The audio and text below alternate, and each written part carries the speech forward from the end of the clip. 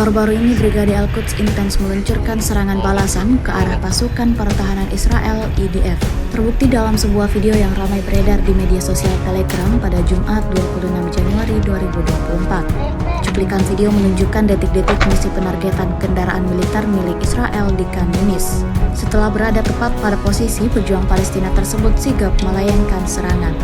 Disebutkan dalam narasi unggahan, Brigade Al-Quds menggunakan peluncur RPG tipe 691 bersama dengan roket HIT tipe 691 dan roket tandem Al-Yasin 105 untuk meledakkan tank Merkava Israel di Gaza.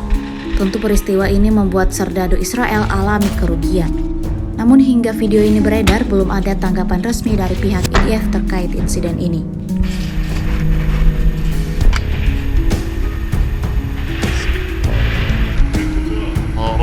يا رب.